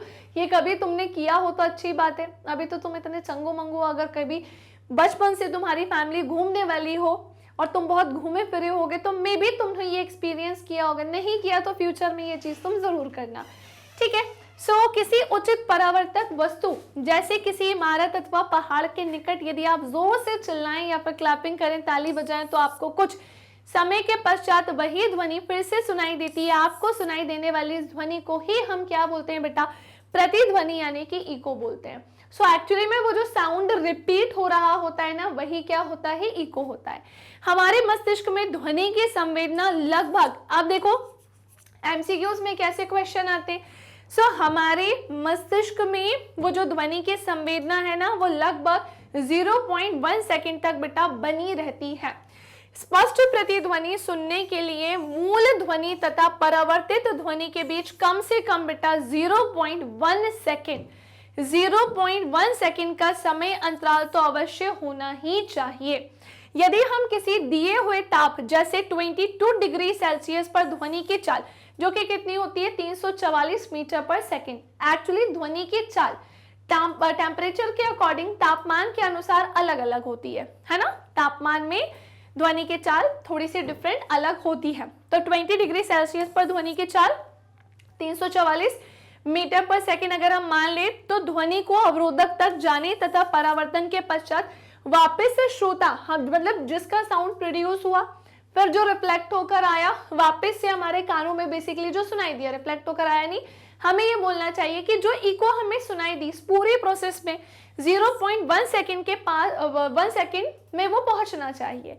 सो यदि हम किसी दिए हुए ताप जैसे 22 डिग्री सेल्सियस की चाल 344 पर मीटर पर सेकंड मान ले, तो ध्वनि को अवरोधक तक जाने और परावर्तन के पश्चात वापस श्रोता तक 0.1 सेकंड के पश्चात पहुंचना चाहिए। समझे कि नहीं? श्रोता मतलब सुनने वाला, है ना। अब ध्यान से सुनो, मैं कुछ चीजें और यहाँ एक्सप्लेन करती हूँ। जैसे देखो, ये क्लैप का साउंड जो है वो हमारे इस चीकू ने क्या किया बेटा, प्रोड्यूस किया, है ना। ये क्लैप का जो साउंड है ना बेटा, वो हमारे इस चीकू ने क्या किया है, प्रोड्यूस किया है। और जैसे ही इसने क्लैपिंग करी तो साउंड जो है वो इस बॉल से हिट हुई, है ना। हिट किया उसने, उस साउंड ने बॉल से हिट हुई, टकराई जाकर, और फिर रिफ्लेक्ट हो गई। फिर रिफ्लेक्शन के बाद क्या हुआ, वो साउंड बैक हो गया। सो साउंड रिफ्लेक्ट्स बैक, पर कब? क्योंकि आपको रूल पहले से पता है कि भाई रिफ्लेक्शन ऑफ लाइट होता क्या है। समझे कि नहीं? नेक्स्ट, श्रोता से परावर्तक सतह तक जाने तथा वापस आने में ध्वनि के द्वारा तय की गई कुल दूरी कम से कम कितनी होनी चाहिए? 34.4 मीटर होनी चाहिए, है ना। कितनी होनी चाहिए? 34.4 मीटर होनी चाहिए, क्योंकि यहाँ पर हम जो ध्वनि की चाल होगी ना उस पर्टिकुलर मीडियम, माध्यम या टेम्परेचर में, है ना, और वो जो साउंड की इतना और जो टाइम की 0.1 सेकंड के समय में ये पूरा होना चाहिए। तो हम अगर इनका मल्टीप्लाई करेंगे तो हमें पता चल जाएगी कि कुल दूरी कम से कम कितनी होनी चाहिए। सो 34.4 मीटर तो होनी ही चाहिए। स्पष्ट प्रतिध्वनि सुनने के लिए यहाँ से क्वेश्चन पूछा जाता है, फिर स्टार कर रही हूँ, हर एक पॉइंट से पहले कभी ना कभी कहीं ना कहीं से क्वेश्चन बने हैं। तो हमने क्या देखा, स्पष्ट प्रतिध्वनि सुनने के लिए अवरोधक की ध्वनि स्रोत से न्यूनतम दूरी यानी कम से कम दूरी ध्वनि द्वारा तय की गई कुल दूरी की आधी अर्थात 17.2 मीटर अवश्य होनी चाहिए। यह दूरी वायु के ताप के साथ बदल जाती है, क्योंकि ताप के साथ ध्वनि के वेग में भी परिवर्तन होता है ना। जैसे जैसे टेम्परेचर में चेंज आता है, ध्वनि के वेग में भी क्या मिलेगा, परिवर्तन होगा। मैंने तो आपको पहले ही बताया था कि भाई टेम्परेचर के अकॉर्डिंग ध्वनि का जो चाल है ना, सब जगह अलग अलग होती है, फिर भी चेंज होता है। ध्वनि के बार बार परावर्तन के कारण, बारंबार बोले तो बार बार, ध्वनि के बारंबार या बार बार परावर्तन के कारण हमें एक से ज्यादा इको प्रतिध्वनियां यानी कि इको भी सुनाई देते हैं। बादलों की गड़गड़ाहट की ध्वनि कई परावर्तक पृष्ठों जैसे बादलों तथा भूमि से बार बार परावर्तन के पश्चात जो है फलस्वरूप हमें उत्पन्न होती हुई दिखाई देती है। तो हमने क्या देखा, ये डिस्टेंस ऑफ ऑब्जेक्ट है, हमारे द्वारा कोई साउंड हमने प्रोड्यूस किया, वो रिफ्लेक्ट हुआ किसी चीज से, देन जो है डिस्टेंस फॉर इको रिटर्न, है ना। तो बस ये कहानी थोड़ी सी हमें क्या रखनी है, ध्यान रखनी है। चलिए इसी का ही एक और इम्पोर्टेंट टॉपिक पढ़ने जा रहे हैं हम, और वो क्या है मैम, बेटा उसे हम क्या बोलते हैं, वो होता है अनुरणन। मैम क्या इससे क्वेश्चन पूछे जाते हैं? अरे बेटा बिल्कुल पूछे जाते हैं, पर पहले तो सारे मेरे प्यारे प्यारे से बच्चे यहाँ तक कमेंट में मुझे लिख के बताएं कि उन्हें समझ में आ गया। मैंने मोस्टली देखा है तुम लोग कहते हो हेलो मैम, हाय मैम, कुछ लोग बच्चे जैसे ये रिकॉर्डेड वीडियो आपको मिलेगा तो कुछ बच्चे इस पे मैसेज करेंगे, कमेंट करेंगे और वो बोलेंगे कि मैम तो सुन ही नहीं रही हैं, मैम तो कुछ रिप्लाई ही नहीं देती हैं। बेटा ये रिकॉर्डेड वीडियो है, लाइव क्लासेस तुम्हारी अलग चलती है, रिकॉर्डेड क्लासेस तुम्हारी अलग चलती हैं, तो थोड़ा सा यार कॉमन सेंस रखा करो। और हेलो हाय नहीं करना है तुमको, मैं तुम्हें आते से ही हेलो हाय कर देती हूँ और तुम भी स्टार्टिंग में ही कर दिया करो, है ना। चाहे तुमने मॉर्निंग के टाइम ये वीडियो देखा हो तो गुड मॉर्निंग कर देना, दिन में देखा हो तो गुड आफ्टरनून कर देना, रात में देखा हो तो सीधे गुड नाइट लिख देना, है ना। लेकिन बात यह है कि भाई जहां पर चीजें पूछती जाऊं उसका टाइम टू टाइम, मतलब जहां जहां मैं पूछती जा रही हूँ उसका आंसर देते चला करो।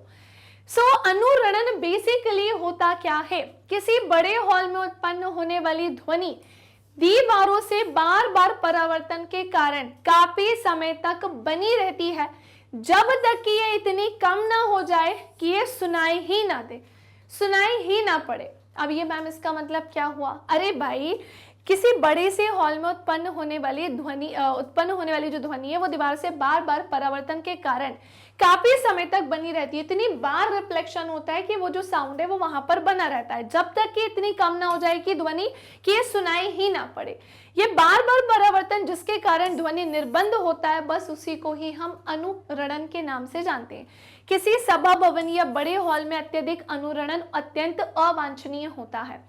अनुरणन को कम करने के लिए सभा भवन की छतों तथा दीवारों पर ध्वनि अवशोषक पदार्थों जैसे संपीड़ित फाइबर बोर्ड, स्टार करेंगे, आपके पेपर में पूछा जाता है कि भाई जो बड़े बड़े सभा भवन होते हैं, है ना, जो सभा भवन की छतें होती हैं तथा दीवारों पर जो साउंड एब्जॉर्ब करने वाले कुछ सब्सटेंस होते हैं, जैसे संपीड़ित फाइबर बोर्ड हो गए, खुरदुरे प्लास्टर्स हो गए और कुछ कर्टन्स भी लगाए जाते हैं। पूछा जाता है कि साउंड को एब्जॉर्ब करने के लिए किन किन चीजों का प्रयोग किया जाता है इन बड़े बड़े प्लेसेस पर। सीटों के पदार्थों का, वहां पर जो सीट्स होती है ना, उसका भी चयन या चूज जो है काफी सोच समझ के किया जाता है ना। इनके ध्वनि अवशोषक गुणों के आधार पर ही किया जाता है, मतलब वैसी होनी चाहिए जो साउंड को क्या करती हो, एब्जॉर्ब करती हो। ओके चलिए नेक्स्ट आते हैं कि मैम ध्वनि के बहुल परावर्तन के क्या उपयोग हैं। Uses of multiple reflection of sound, कहाँ कहाँ इनका यूज किया जाता है? तो मेगाफोन या लाउड स्पीकर, हॉर्न हो गया, तुर्रे हो गया, शहनाई जैसे वाद्य यंत्र इसी प्रकार बनाए जाते हैं कि ध्वनि सभी दिशाओं में फैले बिना केवल एक विशेष दिशा में ही जाती है। इन यंत्रों में एक नली का आगे का खुला भाग शंक्वाकार होता है। कैसा होता है? शंक्वाकार होता है। और इन यंत्रों में एक नली का आगे का खुला भाग शंक्वाकार होता है और ये स्रोत से उत्पन्न होने वाली ध्वनि तरंगों को बार बार रिफ्लेक्ट करके, परावर्तित करके श्रोताओं की और आगे की दिशा में क्या करता है, भेज देता है ना। जिसके कारण भाई इसका स्ट्रक्चर ही ऐसा बना होता है कि जैसे ही हम कुछ भी बोलते हैं, जैसे मान लो हमने इसमें कुछ बोला तो ये साउंड प्रोड्यूस करेगा, सबके अपने एक अलग साउंड होते हैं। मेगाफोन का अलग होता है, हॉर्न का अलग होता है, लाउड स्पीकर का अलग होता है, डीजे का अलग होता है, सबके अपने एक अलग साउंड होते हैं। लेकिन इनको ध्यान से देखो, इनके स्ट्रक्चर को आप ध्यान से देखो, जिसके आधार पर हमारे पास जो ध्वनियां हैं वो अलग अलग तरीके से पहुंचती हैं। ठीक है, अलग अलग तरीके से पहुंचने का मतलब ये है कि स्रोत से उत्पन्न होने वाली ध्वनि तरंगों को बार बार परावर्तित करके श्रोताओं की ओर आगे की दिशा में क्या करती हैं, भेजने का काम करती हैं। ओके, क्या यहां तक चीजें क्लियर हो गई? क्या यहां तक समझ में आ गई? चलिए ठीक है, स्क्रीनशॉट ले लीजिए। चलिए स्क्रीनशॉट डन। तो अब हम आते हैं अपनी आगे की कहानी की तरफ, जहां पर मैं बताती हूँ स्टेथोस्कोप। भाई हम बीमार तो पड़ते हैं, हम डॉक्टर के पास भी जाते ही हैं। तो जब हम डॉक्टर के पास जाते हैं तो वो स्टेथोस्कोप का यूज करते हैं ना, कुछ इस तरीके से इसका यूज करते हैं कि नहीं। सो स्टेथोस्कोप एक चिकित्सक यंत्र होता है, चिकित्सा यंत्र होता है जो शरीर के अंदर मेनली हमारे हार्ट, हमारे फेफड़ों में उत्पन्न होने वाली जो साउंड है, हमारे हार्ट, हमारे लंग्स के थ्रू जो साउंड प्रोड्यूस होता है ना, उसको सुनने में ये बेसिकली क्या करती है, मदद करती है। स्टेथोस्कोप में रोगी के हृदय की धड़कन की ध्वनि जो है वो बार बार परावर्तन के कारण डॉक्टर के कानों तक क्या होती है बेटा, पहुंचती है ना। बार बार रिफ्लेक्शन होता है और फिर वो जो साउंड होता है वो डॉक्टर के कानों तक पहुंचता है। कॉन्सर्ट हॉल, सम्मेलन कक्षों तथा सिनेमा हॉल की छतें वक्राकार बनाई जाती हैं कुछ इस तरह से। अच्छा, इस तरह से यहाँ पर नहीं है, कुछ वक्र के आकार की तिरछी टेढ़ी सी बनाई जाती है ना। सो कॉन्सर्ट हॉल, सम्मेलन कक्षों तथा सिनेमा हॉल की जो छतें वो वक्राकार बनाई जाती हैं। अब होता क्या है, जिससे कि परावर्तन के पश्चात ध्वनि हॉल के सभी भागों में पहुंच जाए। बिल्कुल सही। अब ध्वनि का सोर्स जो है वो जैसे ही ये वक्राकार है, जैसे ही इससे क्या होगी, साउंड टकराएगी। ठीक है ना, टेढ़ी मेढ़ी का सेंस मतलब ऐसे तिरछी नहीं था, ये वक्राकार पथ है, ध्वनि पट्ट जिसे हम बोलेंगे, ये इससे टकराएगा और क्या होगा बेटा, ऐसे रिफ्लेक्ट हो जाएगा। इससे टकराएगा और क्या होगा, रिफ्लेक्ट होगा। सो कॉन्सर्ट हॉल, सम्मेलन कक्षों तथा सिनेमा हॉल की छतें वक्राकार बनाई जाती हैं, जिससे कि परावर्तन के पश्चात ध्वनि हॉल के सभी भागों में पहुंच जाती है। और कभी कभी वक्राकार ध्वनि पट्टों को मंच के पीछे रख दिया जाता है, जिससे कि ध्वनि जो है वो ध्वनि पट्ट से परावर्तन के पश्चात समान रूप से पूरे हॉल में क्या हो जाती है, फैल जाती है। अब इसका जब रिफ्लेक्शन होता है ना, तो ध्वनि सोर्स से जो साउंड निकला था और फिर इससे वक्राकार पथ से जो है वो टकराया था, है ना, वक्राकार चीज से जो टकराया था, तो टकराने के बाद जब रिफ्लेक्शन होके ये जो रिफ्लेक्शन होने के बाद ये क्या करेगा, हर एक कोने तक पहुंच जाएगा। सो कभी कभी वक्राकार ध्वनि पट्टों को मंच के पीछे भी रख दिया जाता है, जिससे कि ध्वनि पट्ट से परावर्तन के पश्चात समान रूप से पूरे हॉल में फैल जाए। एक और टॉपिक आपका यहाँ पर है जो कि है श्रव्यता का परिसर। एक्चुअली में क्या होता है ना बेटा, हमारी धरती पर बहुत सारे क्या होते हैं, सजीव होते हैं, लिविंग ऑर्गेनिजम्स होते हैं, और हम सभी का सुनने की जो शक्ति है वो समान नहीं होती है, बल्कि हम सबकी सुनने की शक्ति कैसी होती है, डिफरेंट, यानी कि अलग होती है। सो अब बात ये आती है कि जब हम सबके सुनने की शक्ति समान नहीं है, तो श्रव्यता का परिसर भी सबका कैसा होगा, अलग अलग होगा, है ना। जो रेंज होता है ना साउंड की, वो भी कैसी होती है, डिफरेंट होती है। हम सभी आवृत्ति की ध्वनियों को नहीं सुन सकते। एक छोटा सा चींटी, उसकी सुनने की आवृत्ति अलग होगी, हमारी अलग, और एक बड़े से हाथी की अलग, है ना, हम सबकी अलग अलग होती है। हम सभी आवृत्ति की ध्वनियों को नहीं सुन सकते, हम हर तरीके की फ्रीक्वेंसी को नहीं सुन सकते हैं। मनुष्य में ध्वनि की श्रव्यता का जो परिसर है वो 20 हर्ट्ज से लेकर 20,000 हर्ट्ज तक होता है। ठीक है ना, हमारा सुनने की जो रेंज है ना वो कितने से कितनी है बेटा, सो ये 20 हर्ट्ज से लेकर कितने तक है, 20,000 हर्ट्ज तक हमारी ये सुनने की क्षमता होती है, आवृत्ति होती है। 5 वर्ष से कम आयु के बच्चे तथा कुछ जंतु जैसे कुत्ते हो गए, वो 25,000 मतलब 25,000 किलो हर्ट्ज तक की ध्वनि को सुन सकते हैं। जैसे जैसे व्यक्तियों की एज बढ़ती जाती है, उनके कान उच्च आवृत्तियों के लिए कम सुग्राही होते हैं। मतलब आपने देखा होगा भाई, एक छोटा बच्चा ना बहुत लाउड साउंड भी सुन सकता है, लेकिन एक ऐसा पर्सन जिसकी एज डे बाय डे बढ़ती जा रही है, उनके लिए बहुत लाउड सुनना पॉसिबल नहीं हो पाता है। तो धीरे धीरे फिर हम थोड़ा सा लाउड बोलते हैं, कई बार उनके सुनने में प्रॉब्लम होती है। जैसे मेरे दादाजी 97 ईयर्स के, बट वो बहुत सही तरीके से सुनते हैं, उन्हें कोई प्रॉब्लम नहीं होती, टचवुड सारी चीज़ें बढ़िया तरीके से सुनते हैं। लेकिन कई सारे बुजुर्ग ऐसे भी होते हैं, धीरे धीरे करके उनकी सुनने की क्षमता कम होती है। सबके साथ ऐसा नहीं होता, क्योंकि मेरे दादाजी तो, मेरे बाबा बोलते हैं हम उनको, सो उनके साथ ऐसा नहीं है, वो नॉर्मल साउंड भी प्रॉपर हम लोगों की बातें सुनते हैं, है ना। अब सबके साथ ऐसा नहीं होता, किसी किसी को ना सुनने में प्रॉब्लम भी होती है, धीरे धीरे से करके वो कैसा होता जाता है, सुनने की क्षमता कम होती जाती है ना। 20 हर्ट्ज से कम आवृत्ति की ध्वनियों को ही हम अश्रव्य ध्वनि कहते हैं। पेपर में पूछा जाता है, एमसीक्यूज वाले सेक्शन में पूछा जाता है कि अश्रव्य ध्वनियां क्या होती हैं। यदि हम अपश्रव्य ध्वनि को सुन पाते तो हम किसी लोलक के कंपन को उसी प्रकार सुन पाते जैसा कि हम किसी मक्खी पंखों के कंपन को सुन पाते। जैसे मक्खी जो है ना भिनभिनाने का काम करती है, उसके पंख का एक अलग ही साउंड आता है, उसकी बात चल रही है। सो राइनोसोरस जो बेसिकली गेंडा है, 5 हर्ट्ज तक की आवृत्ति की अपश्रव्य ध्वनि का उपयोग करके संपर्क स्थापित करता है।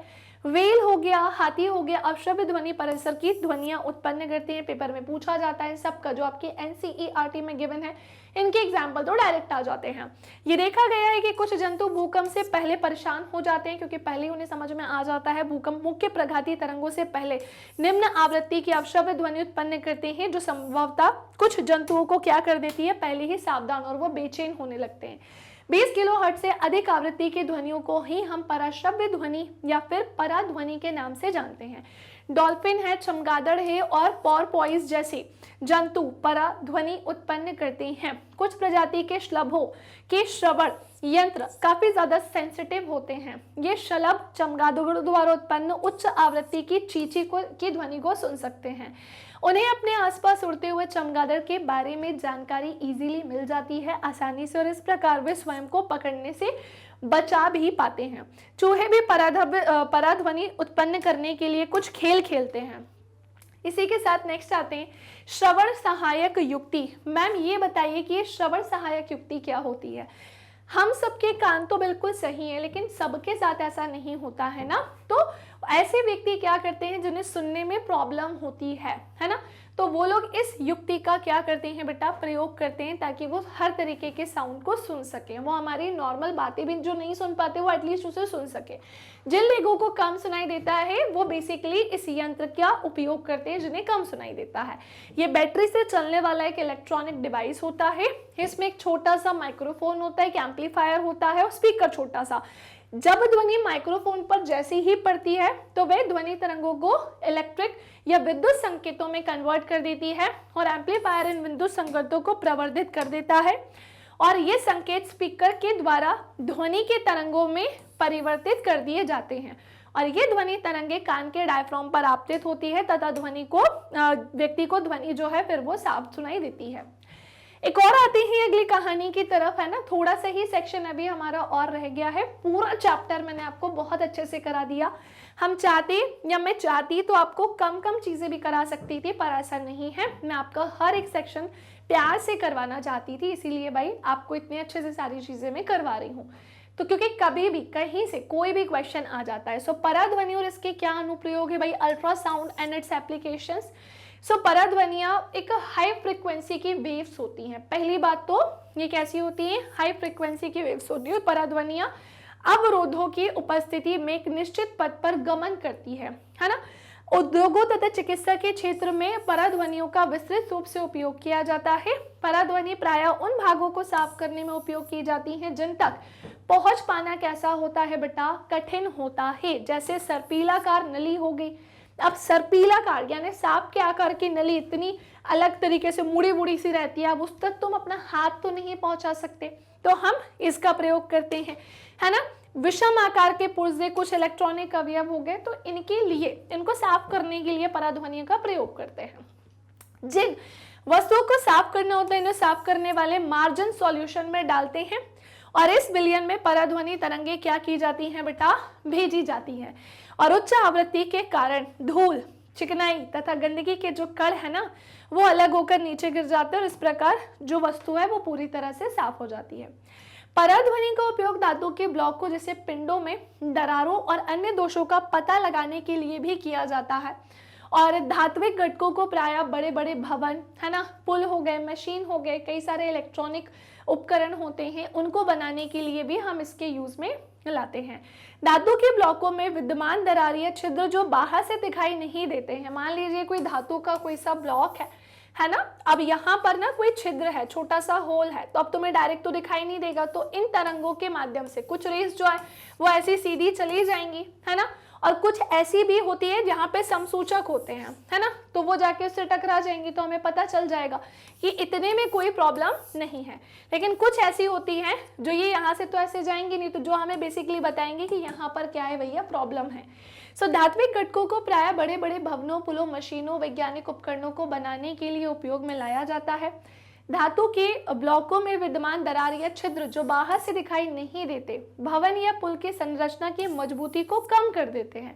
पराध्वनि तरंगें धातु के ब्लॉक से गुजारी जाती हैं और प्रेक्षित तरंगों का पता लगाने के लिए समसूचकों का उपयोग किया जाता है यहाँ पर, ठीक है ना। यदि थोड़ा सा भी दोष होता है तो पराध्वनि तरंगें परावर्तित हो जाती हैं और दोष की उपस्थिति को दर्शाने का काम करती हैं। साधारण ध्वनि जिसकी तरंग दैर्घ्य सबसे ज्यादा अधिक होती है, दोष युक्त स्थान के कोणों से मुड़कर समसूचक तक पहुंच जाती है, इसीलिए इस ध्वनि का उपयोग इस कार्य के लिए नहीं किया जाता, है ना। पराध्वनि तरंगों को हृदय के विभिन्न भागों से परावर्तित कर हृदय का प्रतिबिंब बनाया जाता है और इस टेक्निक को ही हम इकोकार्डियोग्राफी यानी ईसीजी के नाम से जानते हैं। पराध्वनि समसूचक एक ऐसा यंत्र होता है बेटा जो पराध्वनि तरंगों का उपयोग करके मानव शरीर के आंतरिक भागों की इमेज प्राप्त करने में काम में लाया जाता है।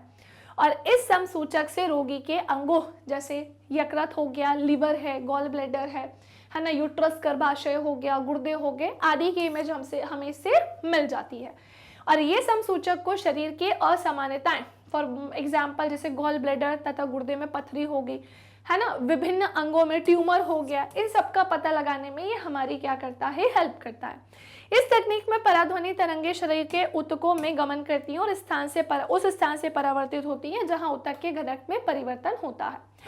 इसके पश्चात इन तरंगों को विद्युत संकेतों में परिवर्तित किया जाता है जिससे कि उस अंग का प्रतिबिंब बना लिया जाता है, इमेज ही हमें उसकी प्रॉपर मिल जाती है और इन प्रतिबिंबों को हम मॉनिटर पर प्रदर्शित किया जाता है जहां पर हम आसानी से उसे देख पाते हैं, ठीक है, या फिर फिल्म या मुद्रित कर लिया जाता है और इस तकनीक को हम क्या बोलते हैं, अल्ट्रासोनोग्राफी के नाम से जानते हैं।